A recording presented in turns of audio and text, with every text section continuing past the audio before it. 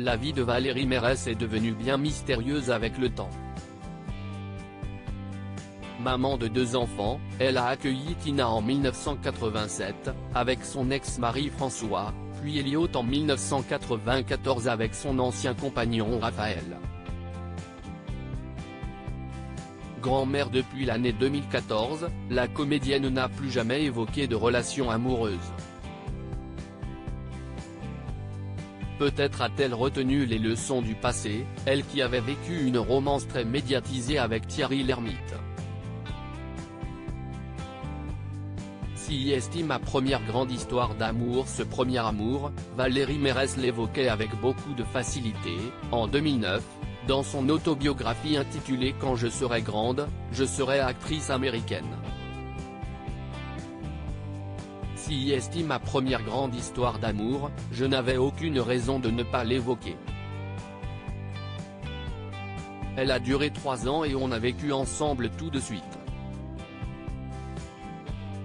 Avec le reste de la troupe, on a construit le Splendide.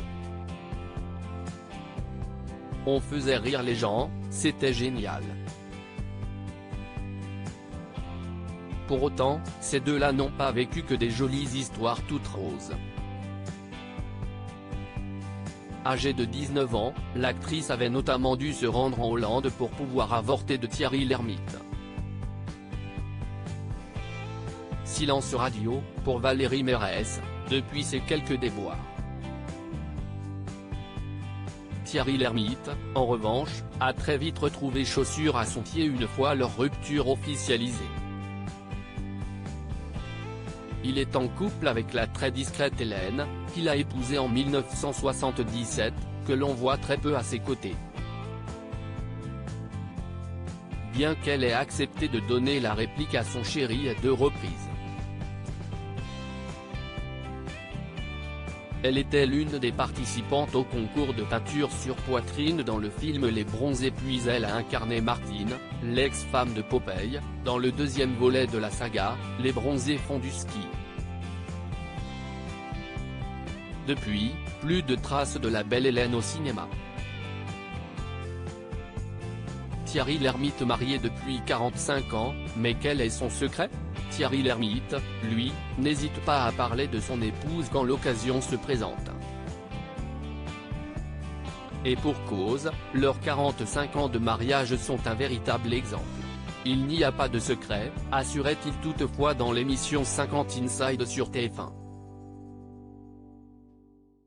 Il me semble que si est de savoir que l'amour n'est pas inconditionnel. L'amour si est conditionnel, si est ma théorie. Quand on est petit, on ne connaît que l'amour de ses parents. En règle générale, ça s'appelle un amour inconditionnel. Et on apprend dans ses premières histoires d'amour que si est très conditionnel. Donc que ça se négocie et que si est temporaire.